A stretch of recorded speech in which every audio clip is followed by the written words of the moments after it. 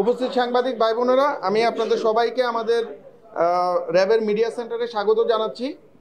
আপনারা জানেন যে আমরা আজকে পল্লবী থানা যুবদলের সদস্য সচিব গোলাম কিবরিয়া হত্যা মামলার এজাহারনামীয় আসামি সহ দুজন শীর্ষ সন্ত্রাসীকে গ্রেফতার করতে সক্ষম হয়েছি। এ ব্যাপারে এখন আমি আপনাদেরকে মিডিয়া ব্রিফ করব। আপনারা জানেন যে গত 17 নভেম্বর 2025 তারিখ সন্ধ্যায় ঢাকা মহানগরীর পল্লবী থানাধীন মিরপুর 12 এলাকায় বিক্রমপুর স্যানিটারি ও হার্ডওয়্যার দোকানে 6 জন অজ্ঞাতনামা সন্ত্রাসী প্রকাশ্য দিবালোকে পিস্তল দিয়ে বুকে ও পিঠে অতর্কিত গুলি করে পল্লবী থানা যুবদলের সদস্য সচিব গোলাম কিবরিয়াকে হত্যা করে।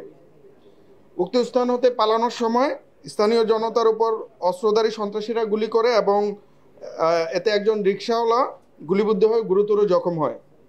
পরবর্তীতে ছাত্র জনতা তাদেরকে ধাওয়া করে জনি ভূঁইয়া নামক একজন সন্ত্রাসীকে আটক করে পল্লবী থানায় সোপর্দ করে। উক্ত বিষয়ে ভিকটিমের পরিবার পল্লবী থানায় একটি হত্যা মামলা দায়ের করে। উক্ত ঘটনাটি এলাকায় ব্যাপক চাঞ্চল্য সৃষ্টি করে এবং বিভিন্ন প্রিন্ট ও ইলেকট্রনিক মিডিয়া সহ বিভিন্ন সামাজিক যোগাযোগ মাধ্যমে ব্যাপকভাবে প্রচারিত হয়। ঘটনার পরপরই র্যাব 4-এর আবেদনিক দল ঘটনাস্থল পরিদর্শন করে এবং সেখান থেকে সিসিটিভি ফুটেজ এবং আনুষঙ্গিক তথ্যাদি বিশ্লেষণ করে ঘটনার রহস্য উদ্ঘাটন এবং জড়িত আসামিদেরকে আইনের আওতায় আনার জন্য ছায়া তদন্ত শুরু করে।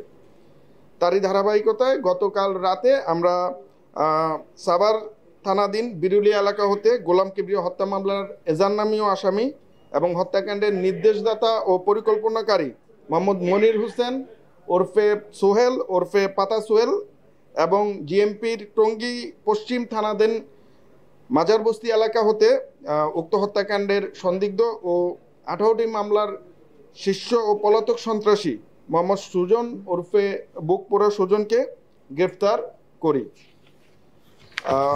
আসামিদের থেকে আমরা যেই প্রাথমিক যে তথ্যাদি পেয়েছি তাতে উক্ত ঘটনার পিছনে আমরা রাজনৈতিক কোন্দল এবং আধিপত্য বিস্তারকে কেন্দ্র করে উক্ত হত্যাকাণ্ডটি সংগঠিত হয়েছে বলে প্রাথমিকভাবে ধারণা পাই।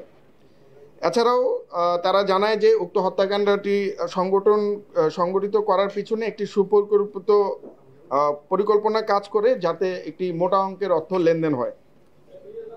উক্ত আসামিগণ পেশাদার হত্যাকারী এবং তাদের বিরুদ্ধে বিভিন্ন থানায় একাধিক মামলা রয়েছে। উল্লেখ্য যে উক্ত হত্যাকাণ্ডের এজাহারনামীয় আসামি মোহাম্মদ মনির হোসেন ওরফে পাতা সোহেলের নামে একাধিক হত্যা, ডাকাতি, মাদক সহ পল্লবী থানায় মোট 8টি মামলা রয়েছে। হত্যাকাণ্ডের সাথে সন্দিগ্ধ অপর আসামি বাসানটেক থানাধীন এলাকার শীর্ষ সন্ত্রাসী এবং 18টি মামলা ও একাধিক ওয়ারেন্টভুক্ত সুজন ওরফে বুকপোড়া সুজন, তার বিরুদ্ধে ডাকাতি, খুনসহ ডাকাতি, হত্যা, মাদক, অস্ত্র ও বিস্ফোরক মামলা সহ বেশ কয়েকটি ওয়ারেন্ট রয়েছে। সে দীর্ঘদিন আইনশৃঙ্খলা রক্ষাকারী বাহিনীর চোখ ফাঁকি দিয়ে ঢাকা মহানগরীর বিভিন্ন স্থানে সংঘবদ্ধ অপরাধ চক্রের নেতৃত্ব দিয়ে আসছিল। মিরপুর কেন্দ্রিক বিভিন্ন সন্ত্রাসী কার্যক্রমে সুজন অস্ত্র সরবরাহ করে বলে প্রাথমিকভাবে জানা যায়। উল্লেখ্য যে গ্রেফতারকৃত আসামিদ্বয় সাম্প্রতিক সময়ে মিরপুর কেন্দ্রিক গড়ে ওঠা 4 স্টার গ্রুপ এর সক্রিয় সদস্য। গ্রেফতারকৃত আসামিদেরকে আইনানুগ ব্যবস্থা গ্রহণের নিমিত্তে সংশ্লিষ্ট থানায় প্রেরণ করা হচ্ছে। এছাড়াও আমাদের অভিযান চলমান। আমরা আশা করি এই ঘটনার সাথে আর যারা সম্পৃক্ত রয়েছেন তাদেরকে খুব শীঘ্রই আইনের আওতায় নিয়ে আসতে পারবো।